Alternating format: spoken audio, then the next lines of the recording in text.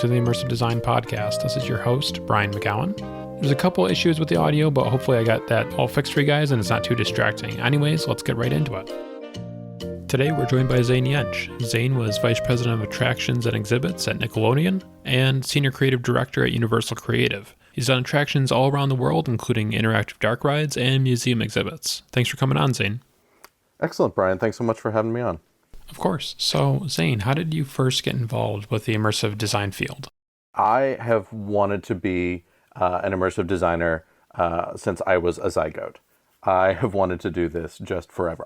All of my earliest memories are already designing things for theater and theme parks and kind of indefinable spaces. I just wanted to tell stories with places for my entire life. I just fell in love with it, like instantly. Like years later, I heard a Alfred Hitchcock quote where he was saying like, I love all of the arts, but I love film, because it is all of them. I think I'm mangling that quote, but it incorporated all of the arts into it.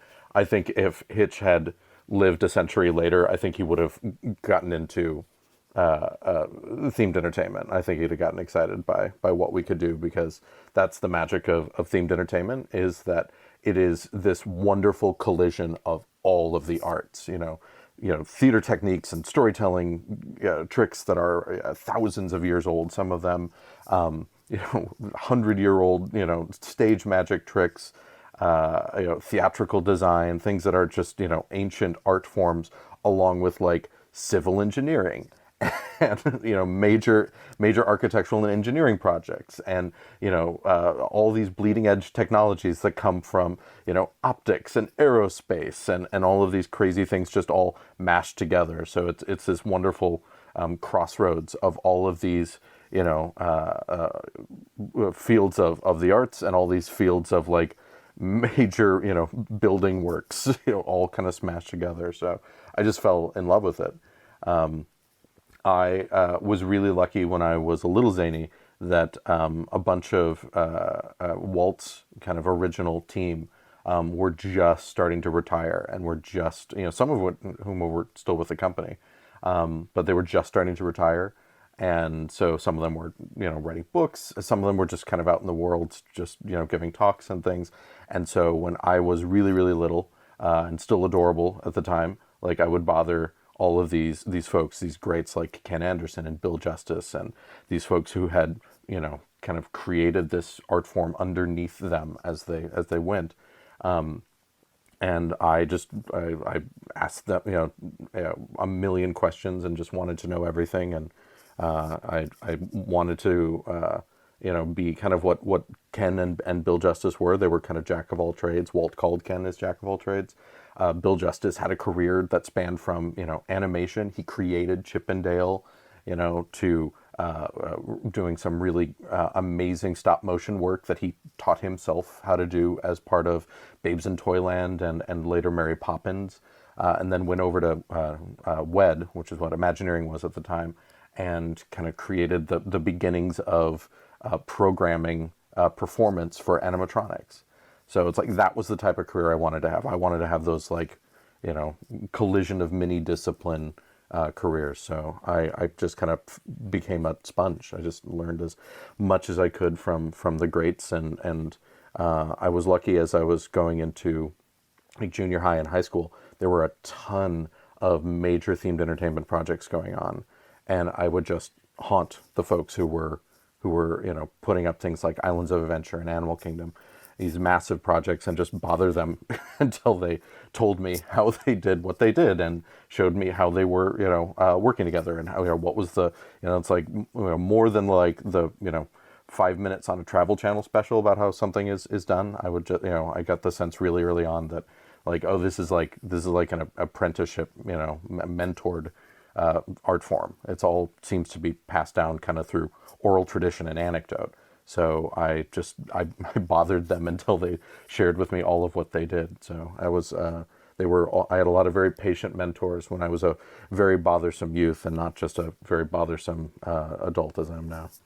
So I was hoping that we could speak a little bit more about what a creative director does exactly, and how does that vary from company to company and from project to project? Sure, that's a great question. So I love the role that's known by a couple of different titles, depending on company and depending on part of the world you're in. But I love creative director because they get to be front and center for the entire life of a project, like the conductor of the symphony orchestra. I get to watch every one of these world class musicians, create, this incredible symphony together. But you're the one with the piece of music in your head. You're the one who knows what the end product is going to be, and that's really kind of the key that you alone hold on to is, as a creative director, you're really the only person from like the first day of the project, the first like blue sky, what are we going to do? We've gotten an assignment. It has whatever parameters it has. We've, maybe bid on this job. We've maybe, been part of, kind of early conversations with the client or the park owner, whatever it's going to be. And we're the only ones with like the finished movie, the finished symphony piece, the finished, whatever the experience is going to be, in our heads. And that's not to say that, we don't, collaborate on what that kind of finished movie is. It's like everything we do is reliant on the disciplines, arts, engineering, production, every possible discipline, we rely on them to help inform, how we are going to create whatever the experience is. If it's a touring exhibit, if it's an e-ticket ride, if it's a whole new resort. But we have to kind of keep that finished guest experience in our heads. And it will evolve, obviously not only just face to face, but, day to day, it will evolve. Hopefully not because of anything that's coming from, team members who are just kind of adrift and exploring without, a North Star to sail by. Hopefully you're giving them that heading as you're kind of pulling the best out of your team. But the creative director is the one who has to kind of be the ultimate editor of the piece. She or he is the one who knows, like, all right, what is the shape of the thing at the end as a guest experience? We want families and friends and, kids and, whatever, group of folks are going through your experience. What do you want them to take away from it? So you alone own that. You alone are the one who is kind of the one saying like, this is the star we're heading towards, or, this is the piece of music we're all playing. And you live with the project. Hopefully, if it, you have the opportunity and the project is kind of built right, you'll have the opportunity to live with it from, first day blue sky through, grand opening and honestly ongoing operations. I've had a lot of great experience working with operators on the ongoing care and feeding of a project. The difference with that is to some of the other disciplines you mentioned, like art direction and that. The film metaphor still works pretty well for that. If the creative director is the director of the movie, the one who's going to, wrangle, give a star for all of the different departments to sail by, right? And that works in film with, whether you're doing wardrobe or, the physical production for a location shoot or production design, whatever the disciplines are, you're working with them the same way as a director of the movie.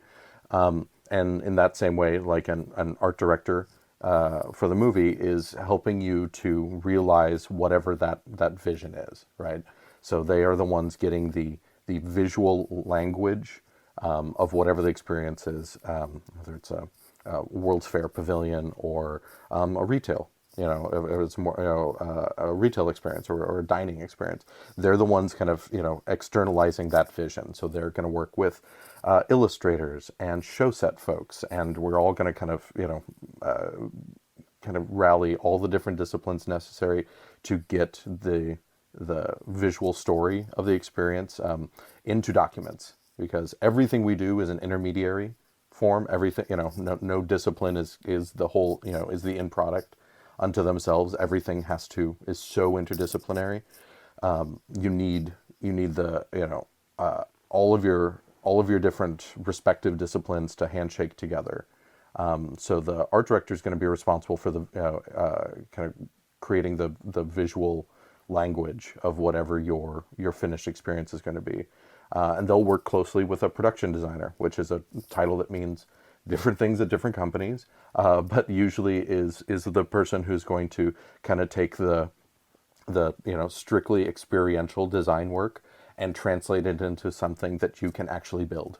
It's going to be the captain of the show set team to make sure that everything that the show set designers are doing all kind of feeds back into that original art direction, the vision of what it's going to look like visually.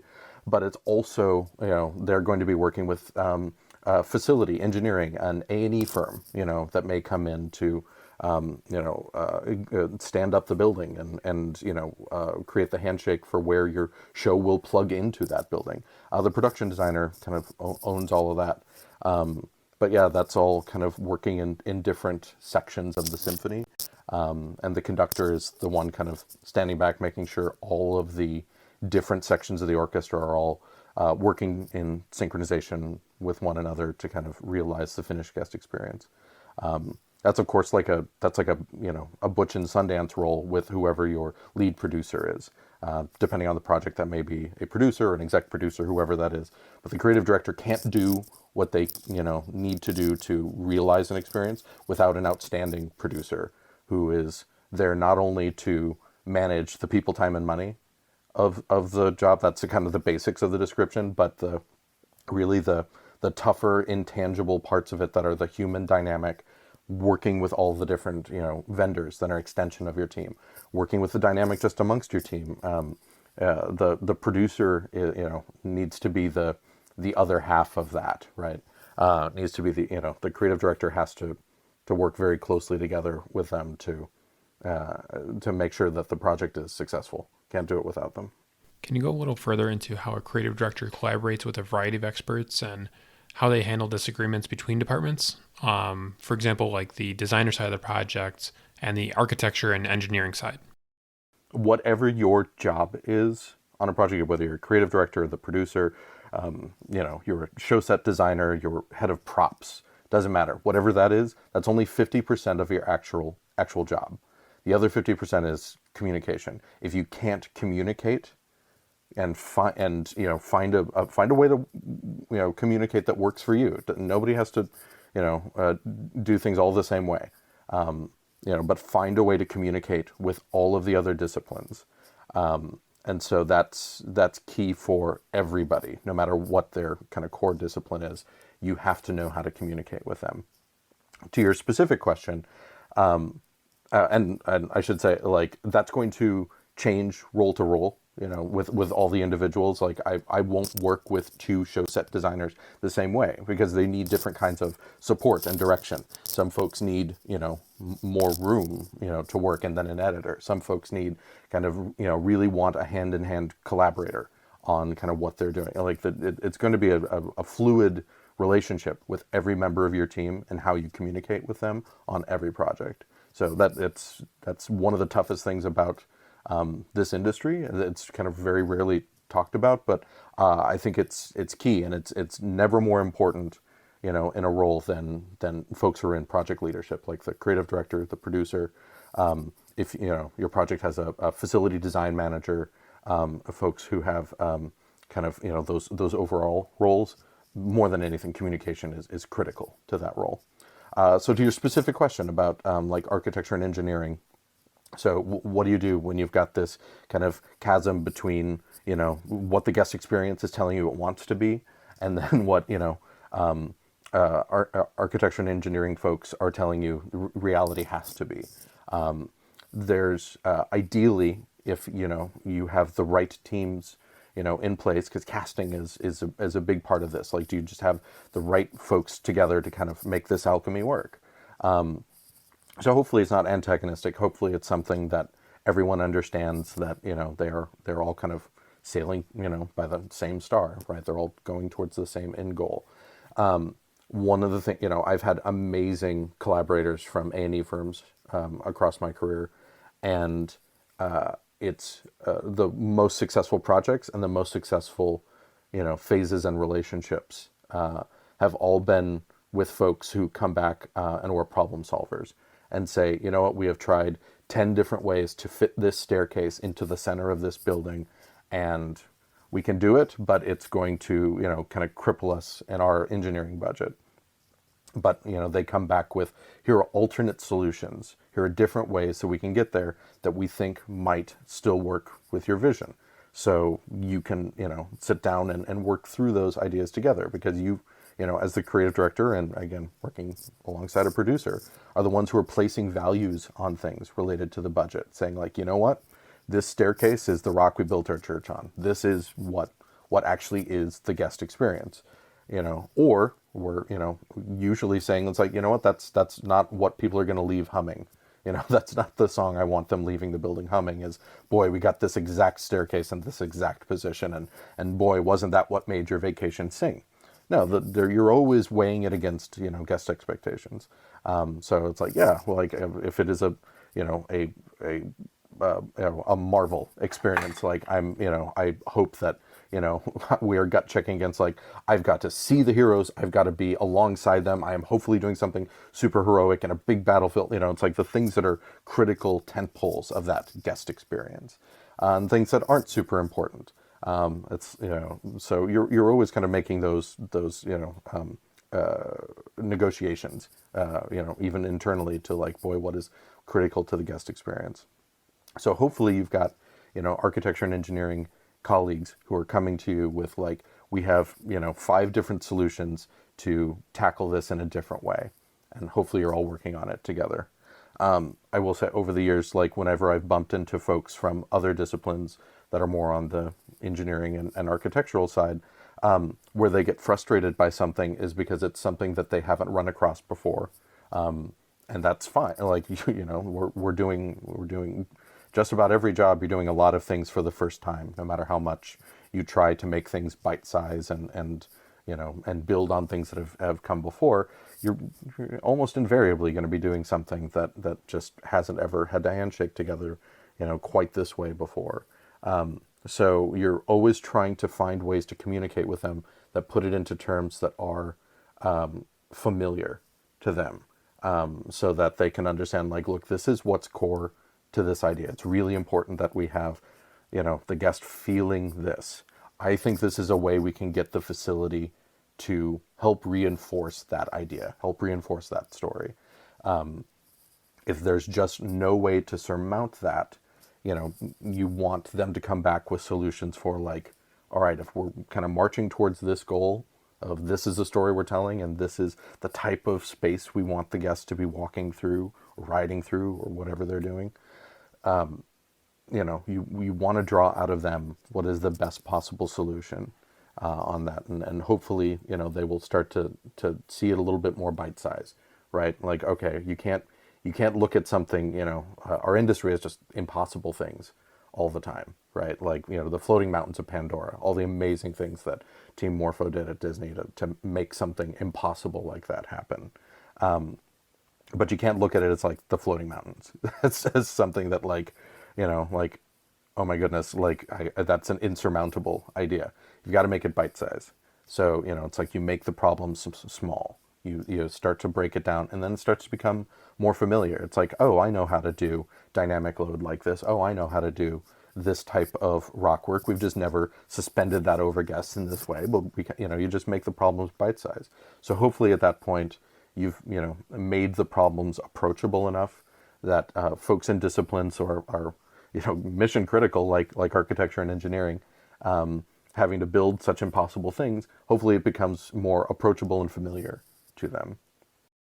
The most common question I see online is, how do I get into this field?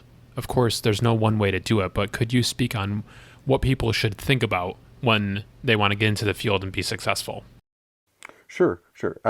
I will say, no two people in this industry have had the same experience of kind of breaking into the industry and then, frankly, more importantly, staying in the industry, right? Hopefully this is a field you fall in love with and you want to stay in and you want to build a career in it.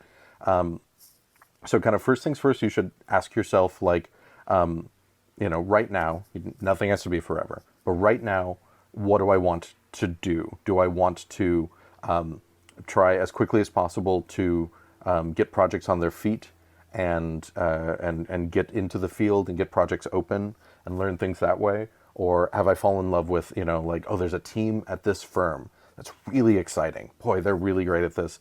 I think I could learn a ton of things from them, so I want to target working with this firm. Or you look at, like, major, parks that have their own design groups, like Disney and Universal. I think, like, Efteling has their own internal design groups as well. There's a lot of, parks that have their own design resources all around the world. Amazing, amazing parks. And again, it's outside of parks as well, things that happen out in, there's a broad spectrum of experiences out there, from immersive theater and escape rooms and, pop-up attractions and things. So, like, cast a wide net, when you try to figure out kind of where do you want to land? So, do you want to, just be a journeyman creator, right? You want to get things on their feet. Did you fall in love with, like, what a team at a firm? Did you fall in love with, like, oh my gosh, Efteling is the most beautiful park in the world. I love their experiences. I want to go learn how to do this from them. So it's like, just start to give yourself a little bit of a heading and a direction in terms of, like, well, what are you looking to do right now? Again, it's gonna change throughout your career. And then look for ways you can support whatever path you're going down right now. So, if you're going, the path I chose for most of my career is that I wanted to get projects built. I wanted to get them up on their feet, get them in front of guests, as many as possible, as quickly as possible. And so I moved around to a lot of different firms, pretty much anyone who was building something. I wanted to work with those folks. So I had an opportunity to work with a lot of great firms that were building a lot, at any given time. So I worked with Thinkwell for years, and then jumped over and worked with folks at Hedema, worked with folks at BRC, at Favili. These great firms who were doing a lot of work that was going to get in front of guests. So that was important to me to find, roles and talk to, folks who were at those firms, so that I could see how I could help them on something that they were trying to build. So that's that was the path that worked for me. I know folks in disciplines who are just madly in love with, a resort, the Universal resorts or the Disney resorts, and they just desperately want to work with Universal Creative or Walt Disney Imagineering. It's like, that's great. So look at what they need as you're starting to figure out kind of how you can get there. Same thing for working out with in firms that are well outside of themed entertainment. Folks who do seasonal attractions, or take a look at if you really want to get your feet wet, like, I want to design scenery or props or costumes or something. Go to the firms that we in the industry are going to for that work, for those team extensions, for all the disciplines that we don't do in an in-house, really. It's like, folks who are scenic fabricators or effects fabricators, like the folks at Technifex or something. There are all these different, firms out there that all handshake into what we do. See what they need, get your feet wet, seeing how you can support their work in a shop or their work on a design build, that's, through a fabricator. So kind of see what they need on the the vendor side, as they're going to support projects across our industry. There's tons to learn and grow with there. For me, the one of the kind of key things I decided early on in my career was that I was not going to really land anywhere in particular for the breadth of my career. It's like, I certainly know folks who've been at Disney for 25 years. That was where they wanted to land their career. It was more important to me to get more things built, with kind of a greater variety and a greater spectrum of design build experience than I would get by going there to one firm, which is There's nothing wrong with either of those paths, but that was what I wanted to do. And so in deciding that, I figured out that it was going to be important for me to be a little bit more of a jack of all trades. There you get to specialize a lot more when you settle in at a firm like Disney or Universal. While I have a background in writing, that really was my kind of specific path from being a show writer into being a creative director. I became more valuable to other teams with the more experience I had and the more I understood about other disciplines, because it became easier to dispatch me onto any type of project that came along, whether you're doing a World Expo pavilion, or you're doing a retail dining and entertainment district, or you're doing a traveling exhibit, a permanent exhibit, a ride, a live show, and an immersive theater experience, an escape room, a seasonal haunt experience. I could, I had a breadth of experience in the build of those different types of experiences that made it easier for me to jump from one project to the next, so that I could kind of have the type of a broad spectrum of projects that I wanted to have across my career.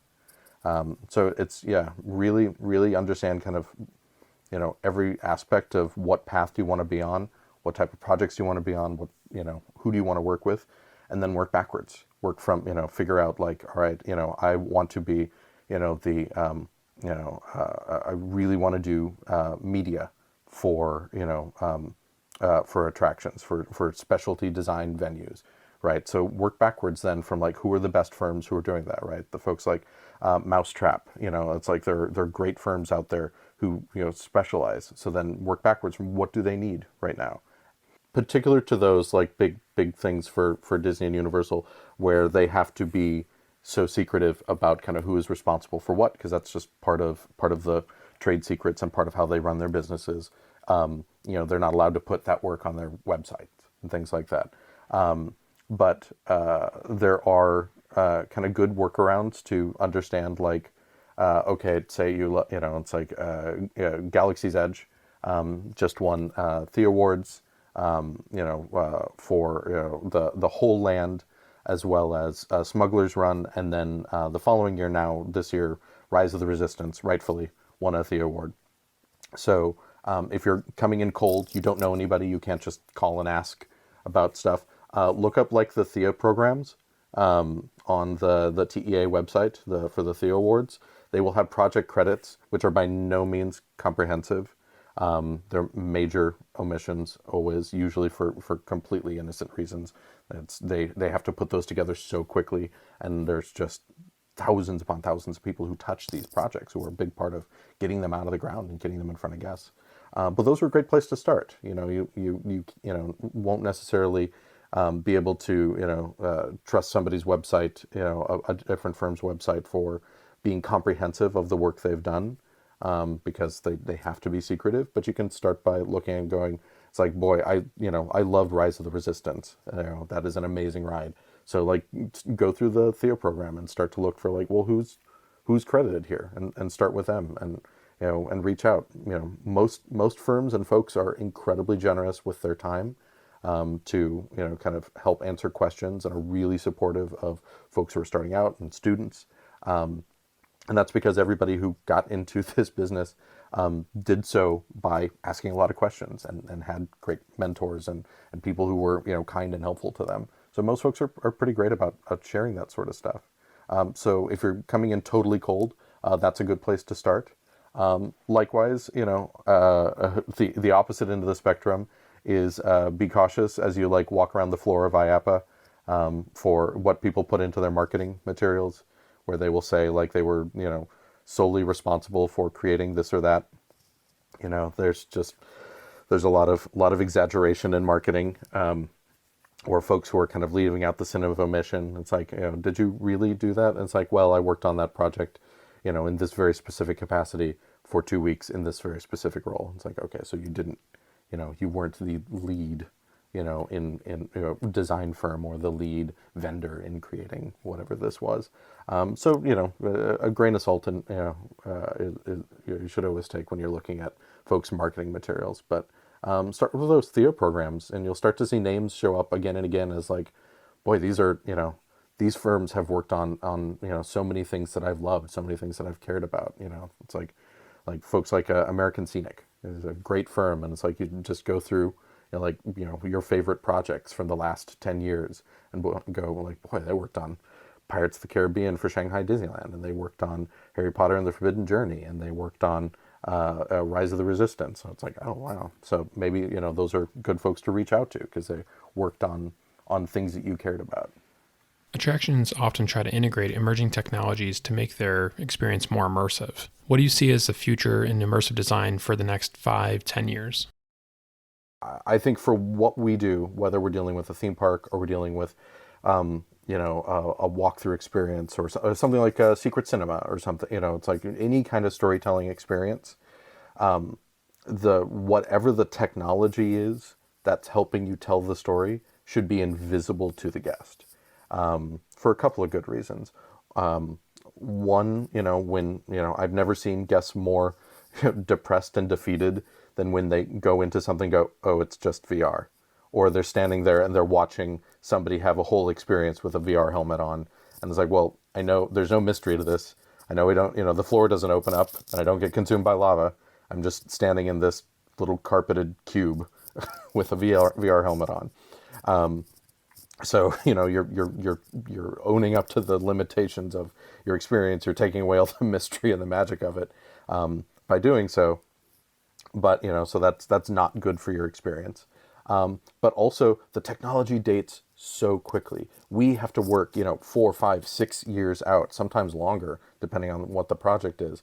And so we're, trying to hold out and push the technology as far as possible, and say like, all right, well now we have to commit. We have to go, build 100 of these types of helmets. We have to go do this thing. If, you always have this technology that's a snapshot of when you just have to get it installed. But you have to kind of design backwards from, I don't want the guest to know that technology is there. I don't want them to know that it's a limitation. I don't want them to have, any kind of, a bad experience with VR. You may have, cracked it and created the all-time greatest VR experience, but, that guest has probably been to the mall a few times and seen some terrible VR out there. So I don't want them to have that in mind. I want them to just think about like they're hopping on, this vehicle, putting on this helmet, which, hopefully feels like something that's just distinct to the story world you're in. I don't want them to think about, other experiences with this technology. I just wanted them to think about their mission, their quest, their role in the story. So that, technology, is something you want to be invisible. You want to project out and push it as far as possible, so that you're hopefully not dating it.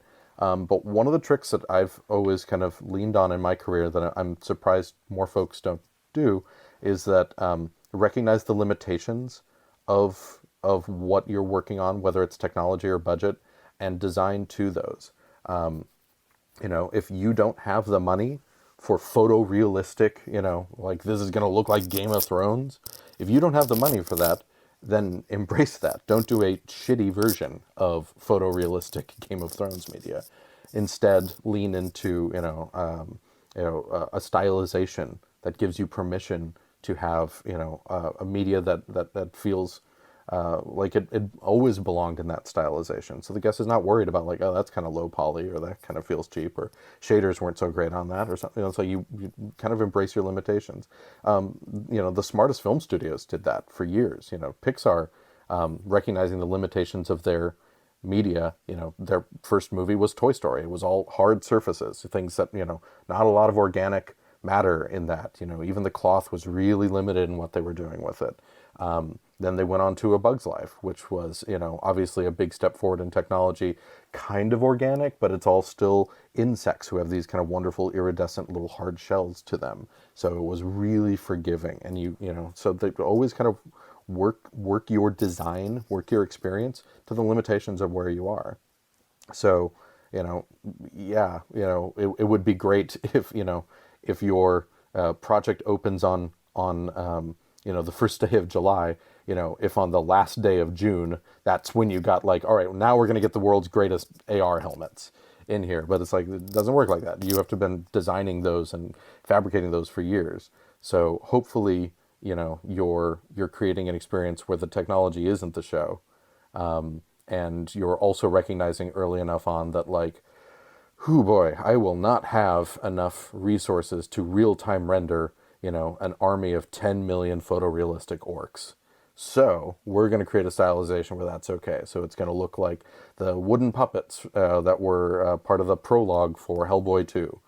So it's like that's a design choice so that it feels natural that we have something that doesn't have quite such that it doesn't feel like a limitation. It feels like a stylistic choice. So that's kind of my rambling thoughts on technology and how to kind of work within what you feel like is going to be the most successful version of the resources you've got. I think that's something that we can often fall into. People saying, wow, like, I can't believe that they built that, might sound like a compliment, but the best compliment is them not realizing that it was even built, and they're focusing more on the story, not the technology. No, absolutely. I'm never happiest if the guest doesn't know I exist, right? That thousands of people have been going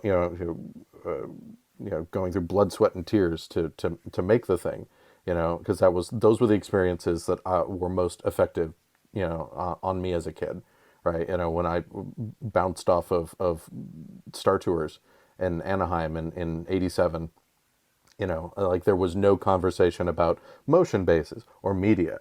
Or, it's like none of the guests were talking about that. It's like we were all talking about, the Death Star and the X-Wing fighters and C-3PO and R2-D2 and the Q and, Captain Rex. And, we were in the trench run on the Death Star. And it never, you never broke the spell in it. It's like you never cared about the technology behind it, which was, breakthrough, but it was still, it was a piece of tech. They had this existing flight simulator, and they wrapped it so well, and they put such great, and I mean that in every way, the experience, the story world that they kind of built, all just was great for immersing you in that, so that you never worried about it. So I don't want somebody coming off of it saying that was a really great magic trick. I want somebody coming off of it gasping about like, oh my gosh, they made the whole building disappear. So that's where, I want to live in a space where like you've just made people, overwhelmingly happy because of the characters, the quests they were on, what your path was. And you hopefully never know we existed. Well, I think that's a great note to end on, is that, the best job that we could ever do is that no one realizes that we were even there. No, absolutely. So I wanted to, thank you for coming on today and talking with me for a while. I think that was a really interesting and valuable talk. Where can people reach out to you if they want to, continue this conversation? LinkedIn. Reach out to me on LinkedIn. I'm try to be up to date with messages folks send to when they ask questions. But obviously sometimes just get kind of on critical path on a project. So be patient. I will get to you. But no, reach out through my LinkedIn, and I'm always happy to kind of share as much as I know, because it's, as I said, I was incredibly fortunate at the beginning of my career that I had a lot of really, really patient mentors who shared as much as possible. So I owe a life debt to the next generation to do just the same. Well, thank you, Zane, for joining us. Definitely was an interesting conversation, and can't wait to have you back. Sounds great. Thank you so much for inviting me on, Brian. This was great. Thank you for listening to the Immersive Design Podcast. I hope that you enjoyed our conversation with Zane Jensch, Senior Creative Director. If you want to hear more about the immersive design field, please subscribe, and we'll see you soon.